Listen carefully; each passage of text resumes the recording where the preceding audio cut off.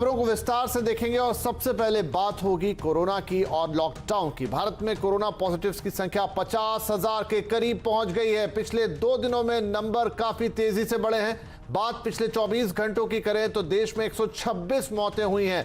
ऐसे में lockdown phase 3 में कोरोना के बढ़ते नंबर ने चिंता को भी बढ़ाया है, क्योंकि मृत्यु दर भी भारत में 3.1% से बढ़कर अब 3.4% पर पहुंच गई है। हालांकि रिकवरी रेट पहले से की तरह अभी भी 27% पर मौजूद है। फिलहाल एक्टिव केस 32,000 हैं और 14,000 पूरी तरह से ठीक भी हो चुके हैं। सबसे ज्यादा मरीजों की संख्या महाराष्ट्र में बढ़ी है। डिटेल से और बातचीत करेंगे। हमारे संवाददाताओं की पूरी टीम हमारे साथ है। अपडेट देने के लिए हमारे साथ जुड़ रही हैं हमारी संवाददाता दीपाली नंदा, साथ में जुड़ेंगे विवेक मुंबई से, मनीष गुजरात की खबर हमें देंगे और हम राजस्थान और कुछ अन्य प्रदेशों की जानकारी भी आपके साथ साझा करेंगे। लेकिन पहले हम चलेंगे दीपाली के पास। तो दीपाली, पिछले 24 घंटे या पिछले 48 घंटे हम कहें, कल भी जब हम बात कर रहे थे तो नंबर बहुत तेजी से बढ़ा था और उसमें पिछले 24 घंटे में किसी तरह का कोई रेस्पाइट खास तौर पे नहीं देखने को मिला है। ताजा अपडेट क्या कह रहा है? देखिए, अगर कुल पॉजिटिव मामलों की बात करें विपिन जी, तो ये जो आंकड़ा है ये 50,000 से कुछ ही नंबर दूर है। स्वास्थ्य मंत्रालय का जो ताजा डेटा है वो ये बताता है देश में इस वक्त जो कोरोना मरीजों की संख्या है वो 49,391 तक पहुंच गई है। अब तक कोरोना की वजह से देश में 1,694 लोगों की मौत हुई है। हालांकि सरकार का ये मानना है कि जो डबलिंग रेट है इसमें सुधार दिखाई दे रहा है। लॉकडाउन से पहले जो डबलिंग रेट था वो 3 से 4 दिन था, लेकिन जो लेटेस्ट डेटा है वो बताता है कि आज इस वक्त जो डबलिंग रेट है वो 12 दिन का हो गया है। वहीं अगर हम रिकवरी रेट की बात करें तो वो भी 27% से ज्यादा है। लेकिन आपने ये सही कहा कि अगर हम लॉकडाउन 3.0 की बात करें तो जितना असर पहले 2 लॉकडाउन के दौरान हमने देखा है, संख्या सीमित होते हुए जो हमें नजर आ रही थी, वो फिलहाल नहीं दिखाई दे रही है। पिछले 48 घंटों में लगातार ये मामले बढ़े हैं। महाराष्ट्र की अगर स्थिति की बात करें तो हर दिन यहां पर हालत बदतर होती जा रही है। विस्तार से हमारे सहयोगी बताएंगे ही, लेकिन एक अपडेट मैं केंद्र सरकार की तरफ से आपको देना चाहूंगी। जो केंद्रीय स्वास्थ्य मंत्री डॉक्टर हर्षवर्धन ने ये स्टेटमेंट दिया है कि जल्द ही वो महाराष्ट्र के मुख्यमंत्री उद्धव ठाकरे के साथ एक बैठक करने जा रहे हैं, जिसमें माइक्रो कंटेनमेंट स्ट्रैटेजी पर बातचीत की जाएगी कि किस तरह से महाराष्ट्र की जमीनी हकीकत को देखते हुए एक अलग से स्ट्रैटेजी बनाई जाए ताकि यहां पर जो बढ़ता हुआ नंबर है उस पर काबू पाया जा सके। गुजरात की हालत भी काफी गंभीर है। तीसरे नंबर पर है राजधानी दिल्ली। यहां पर जो पॉजिटिव मरीजों की संख्या है वो 5,000 के पार जा चुकी है। अगर हम पिछले 24 घंटे की बात करें तो 139 नए मामले यहां पर सामने आए हैं। अब तक केजरीवाल सरकार ने 6.5 लाख टेस्ट राजधानी दिल्ली में किए हैं और सरकार का यह कहना है कि अब वो और भी ज्यादा तेजी लाने जा रही है। जितनी भी कंटेनमेंट जोन्स है वहां पर जितने भी हाउसेज मौजूद है, अब उनका डेटा कलेक्ट किया जा रहा है कि उस परिवार में कितने लोग रहते हैं, उनकी पूरी हिस्ट्री क्या रह चुकी है, क्योंकि अब सरकार सभी लोगों का टेस्ट कराने जा रही है ताकि जल्द से जल्द जो कंटेनमेंट जोन है इनकी संख्या को कम किया जा सके और मरीजों की पहचान की जा सके। राइट, तो ये हुआ भारत का और साथ में थोड़ा सा अपडेट दिल्ली का। लेकिन उन्होंने दीपाली ने अभी बात की केंद्रीय स्वास्थ्य मंत्री डॉक्टर हर्षवर्धन की, जिन्होंने महाराष्ट्र को लेकर बड़ी चिंता जताई है। आइए सुनते हैं उन्होंने क्या कहा। निश्चित रूप से महाराष्ट्र भारत के उन प्रांतों में से एक है जो हम सबके लिए भी थोड़ा सा ज़्यादा चिंता का विषय बना हुआ है, क्योंकि यहाँ पर 36 हमारे ज़िलों में से 34 ज़िले जो है वो कोरोना के प्रकोप से प्रभावित हैं। 14,541 केस हो चुके हैं, 583 मृत्यु हो चुकी है। इस मीटिंग के बाद मेरा मन में है कि एक बार मैं आपके मुख्यमंत्री जी से भी थोड़ा सा विस्तार से चर्चा करूंगा और जो भी भारत सरकार की ओर से उनकी अपेक्षा है किसी भी प्रकार की सहायता की, वो सब हम करने की यहाँ पर और ज़्यादा योजना बनाएंगे। तो महाराष्ट्र को लेकर एक जाहिर सी चिंता व्यक्त की है देश के केंद्रीय स्वास्थ्य मंत्री डॉक्टर हर्षवर्धन ने। और इसी बात पर हम चलते हैं मुंबई, जहां से विवेक हमारे साथ है। तो विवेक, ये चिंता काफी लाजमी भी है जो केंद्रीय स्वास्थ्य मंत्री जता रहे हैं और महाराष्ट्र इस समय कह सकते हैं पूरे देश में सबसे रेड अलर्ट है या सबसे बड़ा रेड जोन है। बिल्कुल सही विपिन, आपने देखिए, आप खुद अंदाजा लगा सकते हैं कि जिस तरीके से देश के स्वास्थ्य मंत्री खुद बोल रहे हैं कि महाराष्ट्र की स्थिति काफ़ी ज़्यादा खराब है। 36 में से 34 जिले रेड जोन में हैं, तो अंदाजा लगाइए कि किस तरीके से कोरोना वायरस ने पूरे राज्य को अपनी चपेट में ले चुका है। अगर आपको बताना चाहेंगे, अपडेट देना चाहेंगे तो कल देर रात का जो अपडेट है, क्योंकि अभी का अपडेट जो राज्य सरकार और BMC है वो रात के 9 बजे के बाद अपडेट देती है। कल का जो अपडेट हमारे सामने आ रहा है कि लगभग 15,500 से ज़्यादा जो मामले हैं वो महाराष्ट्र में है और 10,000 के आसपास जो मामले हैं वो सिर्फ मुंबई में है। तो अंदाजा लगाइए कि मुंबई किस तरीके से कोरोना वायरस की चपेट में लगातार आता जा रहा है। और BMC ने जब डेटा निकाला कि किन किन इलाकों के सबसे ज्यादा कोरोना वायरस पॉजिटिव मरीज हैं, तो पता चला है कि जो 60% यानी 60% जो मरीज हैं वो सिर्फ और सिर्फ स्लम के रहने वाले हैं। तो इससे आप अंदाजा लगा सकते हैं कि विपिन, जो स्लम को लेकर बड़े बड़े दावे किए जा रहे थे उसको लेकर कंट्रोल करना है वो अब हेल्थ मिनिस्ट्री के हाथ से धीरे धीरे खिसकता जा रहा है, क्योंकि 60% जो मामले हैं वो सिर्फ स्लम इलाके के हैं, जहां पर हम जो वर्ली कोलीवाड़ा हुआ, कुर्ला हुआ, धारावी हुआ, ये सब ऐसे ही कंटेनमेंट जोन है जो रेड जोन है, वहां पर मामले लगातार बढ़ते आ रहे हैं। पिछले 24 घंटे में मुंबई में 626 मामले बढ़े हैं। तो आप अंदाजा लगा सकते हैं कि इतना एक दिन में मामला किसी दूसरे राज्य में नहीं बढ़ते जितना सिर्फ मुंबई शहर में बढ़ रहे हैं। तो हालांकि जो इसमें अब केंद्र सरकार भी इन्वॉल्व हो गई। केंद्र सरकार ने भी साफ तौर पर कहा है कि वो महाराष्ट्र के चीफ मिनिस्टर उद्धव ठाकरे से बात करेंगे, उन्हें हर संभव मदद दी जाएगी महाराष्ट्र को, ताकि जो कोरोना वायरस के जो पॉजिटिव मामले हैं वो किसी तरह उनका नंबर घटाया जा सके। अगर हम दूसरी अपडेट की बात करें तो DMER ने साफ तौर पे कहा है कि 25,000 जो प्राइवेट क्लिनिक के डॉक्टर हैं उन्हें तुरंत ड्यूटी पर आने के आदेश दे दिए गए हैं। उन्हें साफ तौर पे कहा है कि ये रूल्स है एपिडेमिक एक्ट के तहत सभी डॉक्टरों को अपनी ड्यूटी पर आना है। जो डॉक्टर मना करेगा उसके ऊपर लीगल कार्रवाई की जाएगी। डॉक्टर की जो ऑर्गेनाइजेशन है वो उस पर कार्रवाई करेंगे। और विपिन, लेकिन थोड़ी सी राहत की बात और राहत भरी खबर हम आपको देना चाहेंगे कि कल जिस तरह दिखाया गया था कि शराब की दुकान खुलने के बाद काफी ज्यादा भीड़ मच गई थी। मुंबई के अलग अलग इलाकों में सैकड़ों लोग अचानक सड़कों पर उतर आए थे। सोशल डिस्टेंसिंग की धज्जियां उड़ाई गई थी। लोगों को समझ में नहीं आ रहा था कि किस तरीके से लाइन में खड़े रहे, किस तरीके से शराब की दुकान के बाहर खड़े रहे। और जो विजुअल आए थे वो काफी ज्यादा चिंताजनक थे। उन्हीं विजुअल के आधार पर BMC ने देर रात एक बड़ा कदम उठाया और अपने स्पेशल पावर को उपयोग करते हुए पूरे शहर में शराब की वाइन शॉप की बंदी कर दी। तो आज सड़कों पर दिखाया गया कि काफी वाइन शॉप बंद थे, जिसकी वजह से लोग अपने घरों से बाहर कम निकले, भीड़ भी काफी कम दिखी। तो कह सकते हैं कि एक इंपॉर्टेंट स्टेप BMC ने उठाया है, क्योंकि BMC को पता है कि अगर शराब की दुकानें खुली रहेंगी मुंबई में तो जो लोगों की भीड़ है वो शराब को खरीदने के लिए तादाद जो है भीड़ की वो काफी ज्यादा होगी और किसी को अंदाजा नहीं रहेगा कि उस भीड़ में कौन सा कोरोना वायरस मरीज है कौन सा नहीं।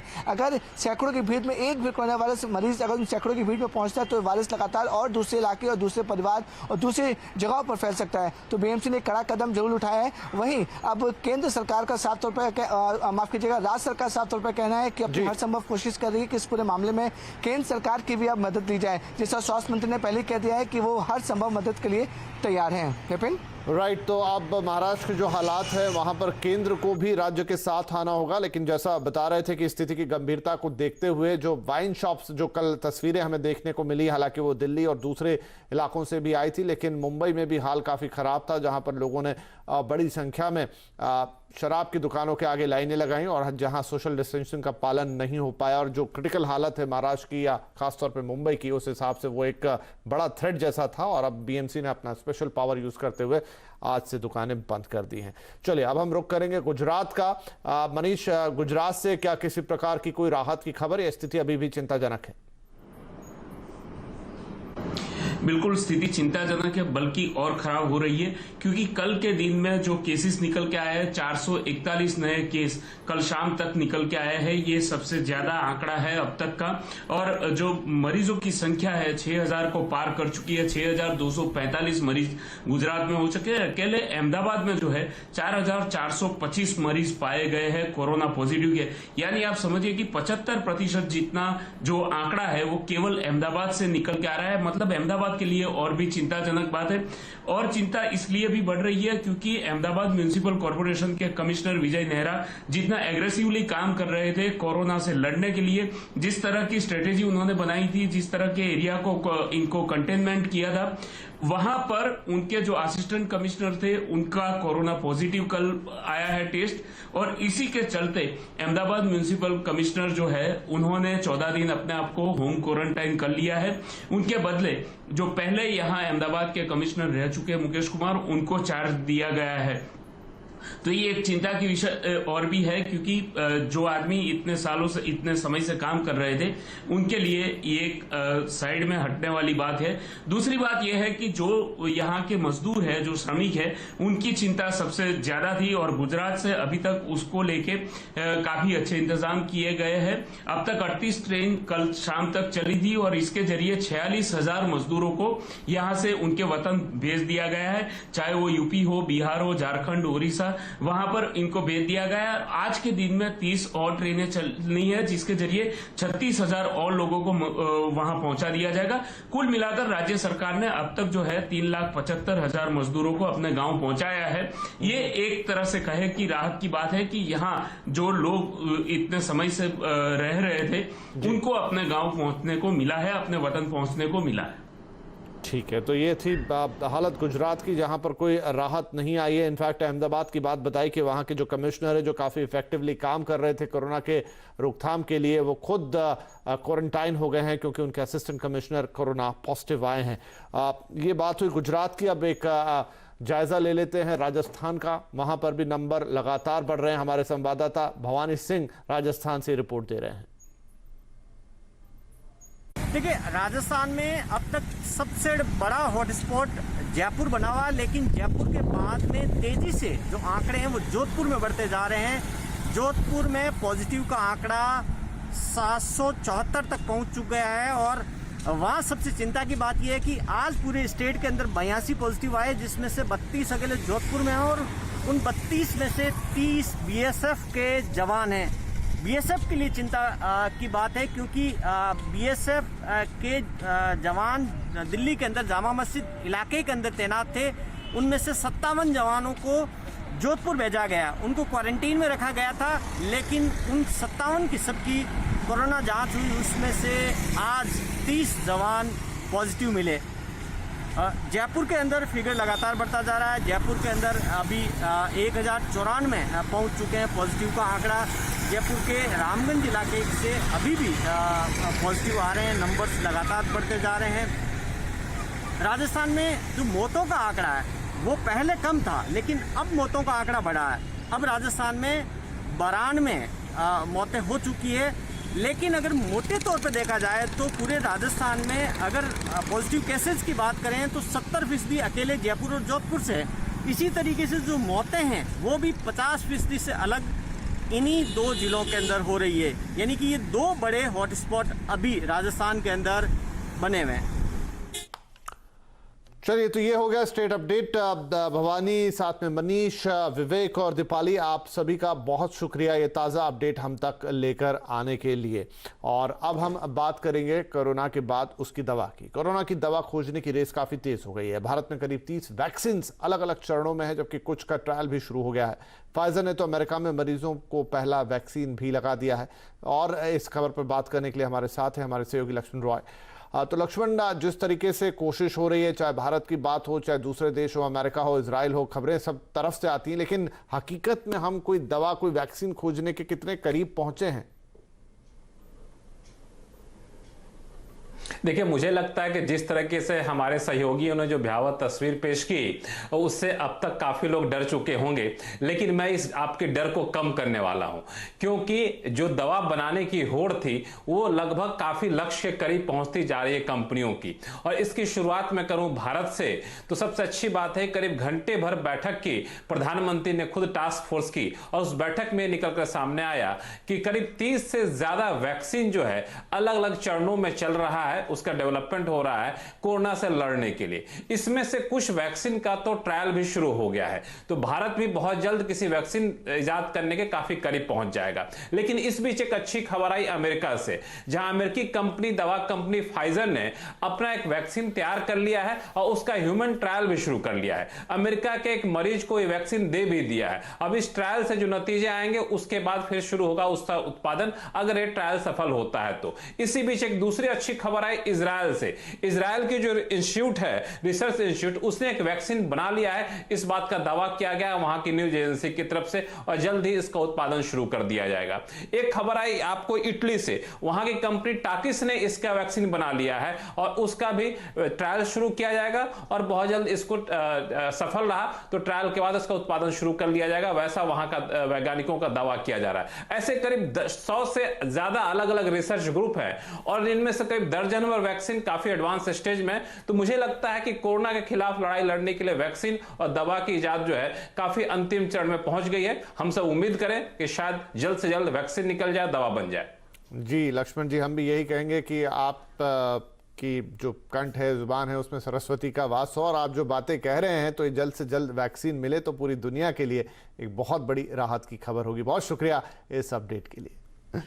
इधर तमाम कोशिशों के बावजूद कोरोना वायरस का असर बढ़ता जा रहा है। लॉकडाउन में ढील के बाद इसके तेजी से बढ़ने की आशंका जताई जा रही है। तो क्या अब हमें कोरोना के साथ रहना, जीना सीखना होगा? आवाज अड्डा पर आज इसी पर करेंगे एक बड़ी चर्चा। शाम 5:57 पे जरूर जुड़िएगा हमारे साथ। कोरोना के साथ जीना है। टोल ऑपरेटर्स के लिए अच्छी खबर है। सीएनबीसी आवाज से एक्सक्लूसिव बातचीत में ट्रांसपोर्ट मंत्री नितिन गडकरी ने कहा कि सरकार ऑपरेटर्स के नुकसान की भरपाई करेगी। देखिए, जो 2-3 हफ्ते के लिए हमने टोल बंद किया था, उसका तो कॉम्पेंसेशन हमको देना ही पड़ेगा, हम देंगे। अब हमने टोल शुरू कर दिया है और इस बार मेरा विश्वास है कि हमने जो इतने कठिन स्थिति में भी टारगेट लगभग पूरा किया है, 30 किलोमीटर तक आए हैं लगभग।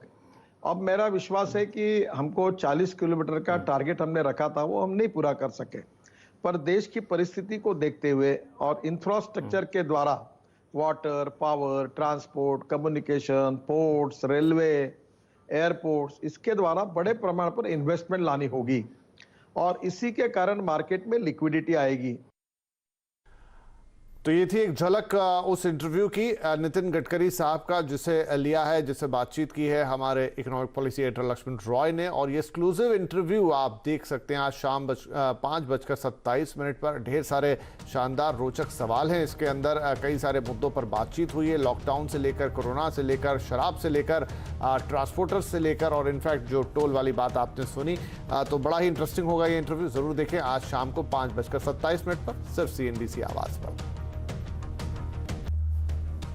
कल वीकली एक्सपायरी है और उससे पहले आज बाजार में सेशन में काफी उठापटक का कारोबार रहा। निफ्टी एक वक्त आज 9,300 के पार भी निकला तो वहीं एक बार 9,200 के स्तर को भी तोड़ा, लेकिन आखिरी आधे घंटे में अच्छी रिकवरी रही और तकरीबन 0.25% की बढ़त के साथ बाजार बंद हुए। निफ्टी बैंक ने भी 400 अंकों की तेजी दर्ज की। आज निजी बैंकों की तरफ से योगदान सबसे ज्यादा रहा, वहीं एनबीएफसीज और ऑटो शेयरों में भी आज खरीदारी रही।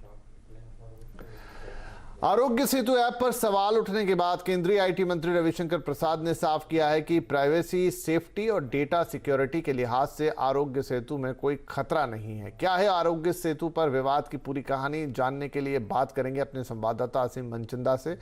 असीम, आरोग्य सेतु पर कहां से और किस तरह के सवाल उठ रहे हैं और सरकार ने अब इनका क्या जवाब दिया है? देखिए, लोगों को कोरोना वायरस से सुरक्षित रखने के लिए सरकार ने आरोग्य सेतु ऐप जो है वो बनाया है। अब तक 9 करोड़ लोग जो है इसको डाउनलोड जो कर चुके हैं और ये सरकारी और निजी कर्मचारियों के लिए अनिवार्य ऐप है।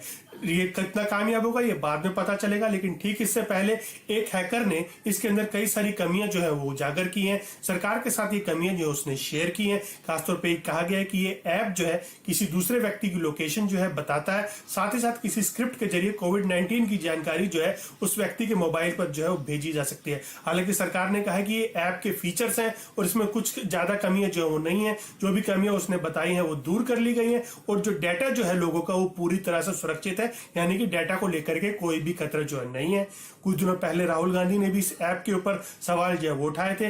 राहुल गांधी का ये कहना था कि ऐप जो है उसमें डाटा पूरी तरह से सुरक्षित जो है वो नहीं है और साथ ही साथ ये लोगों की प्राइवेसी जो है उसका हनन जो है वो भी करता है। तो कहीं ना कहीं ये कमियां जो है बाहर निकल करके आई हैं। तो सरकार ने कहा है कि इस ऐप में डाटा को लेकर के कोई खतरा नहीं। हालांकि एक खासतौर पर इसमें लाइसेंस की शर्तों में एक शर्त ये जोड़ी गई है कि अगर कोई डाटा लीक होता है तो सरकार उसके लिए किसी भी तरह की जिम्मेदार जो है वो वो नहीं होगी। तो सरकार ने अभी भी फिलहाल इसके अंदर भरोसा दिलाया कि जो लोग हैं उनका डाटा पूरी तरह से सुरक्षित है और लोग इसका आसानी से, सावधानी से इसका इस्तेमाल जो है वो कर सकते हैं। देश के सबसे महंगे प्रॉपर्टी बाजार यानी मुंबई में दाम घटेंगे, ये कहना है property consultancy firm Knight Frank India का। अपने प्राइम ग्लोबल रेजिडेंशियल फोरकास्ट में नाइट फ्रैंक ने कहा है कि इस साल मुंबई में रियल एस्टेट के भाव 5% तक घट सकते हैं। इतना ही नहीं, 2021 में भी कीमतों में 3% तक की गिरावट देखने को मिलेगी। नाइट फ्रैंक की ये रिपोर्ट दुनिया के 20 बड़े शहरों में रेजिडेंशियल प्रॉपर्टी की कीमतों में आने वाले ट्रेंड को बताती है। इस ट्रेंड के लिए डिमांड सप्लाई, कोविड-19 का असर और सरकारों की तरफ से दिए गए राहत पैकेज को आधार बनाया गया है। रिपोर्ट में यह भी कहा गया है कि कोरोना महामारी प्रॉपर्टी खरीदने के ट्रेंड को बदल सकती है। खासतौर पर दूसरा घर खरीदना, लोन पर घर खरीदना और रेंट पर रहने जैसे ट्रेंड में बड़े बदलाव देखने को मिल सकते हैं। हालांकि रिपोर्ट में कहा गया है कि लंबी अवधि में निवेश के लिए प्रॉपर्टी का आकर्षण बना रहेगा। और आपके लिए एक अच्छी खबर, देश की सबसे तेजी के साथ बढ़ने वाली financial subscription service money control pro को 1 साल पूरा हो गया है। मनी कंट्रोल प्रो में 1 साल में आपको एक्शनेबल इन्वेस्टमेंट आइडिया के साथ साथ एक्सक्लूसिव एनालिसिस और इनसाइट और क्यूरेटेड मार्केट डेटा उपलब्ध कराया, और वो भी बिना किसी विज्ञापन के। मनी कंट्रोल प्रो को ₹1 प्रति दिन के स्पेशल ऑफर पर सब्सक्राइब करने के लिए मनी कंट्रोल पर लॉग ऑन करें और ₹20,000 तक के एक्सक्लूसिव बेनिफिट्स पाएं। इसका फायदा उठाने की डेडलाइन करीब है, अब सिर्फ 2 दिन बचे। ध्यान दीजिए, सिर्फ 2 दिन। अगर अब तक आपने इसे सब्सक्राइब नहीं किया है तो जरूर इसे सब्सक्राइब कर लीजिए।